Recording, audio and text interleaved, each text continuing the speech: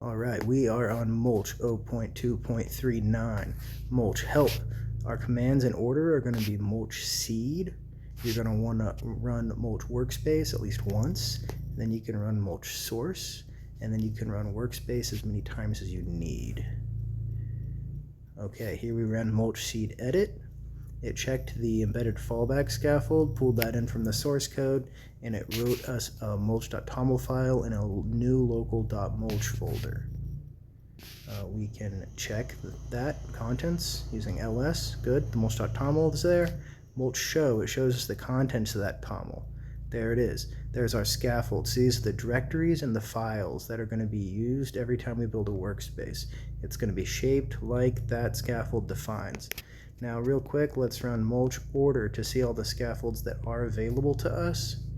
Okay, so it's just got the embedded fallback. There's also user-wide configuration files that are available. So you can say like, oh, I automatically want the scaffold to be the same one I use every time, and I can edit it from there, or not.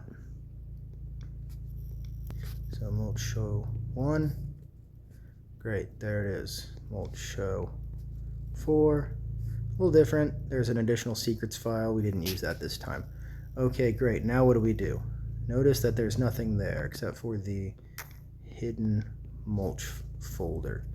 Okay, now we want to say mulch workspace here. This is what you're going to do if you have shared directories in a SharePoint folder and you have users and you have yourself as the super user. Okay, great. Let's actually change that. Pattern new. That invites the user to change the workspace. This is the functionality you get when you right click in your file browser. It's going to add a new workspace 1, new workspace 2, new workspace 3, and that's the same as your Windows paradigm, or in this case it's on Linux, so it uses a Linux paradigm, and if you're on Apple you call it untitled workspace. It's very inviting for the user to want to change it away from that default file name, but if you use pattern date. Alright, so those are all your workspaces, and guess what?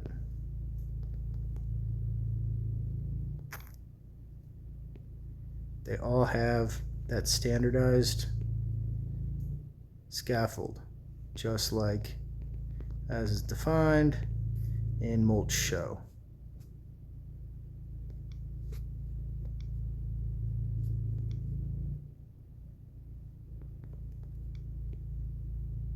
Cool. Neato. So you get it the same way every time. You can also have templates that make files different each time, depending on how you want to template and scaffold things. What do we do now? We want source code. Let's run mulch src. We're going to do this in stealth mode because this is going to be a shared directory between users in a SharePoint and super users. Okay. So that wasn't generated here, but inside of our hidden.mulch folder, we now have source code. It uses a Pythonic paradigm, so it's going to be whatever's your project name is. And then it's got a workspace manager in there and a manager lock. So it knows what it was like when it was generated.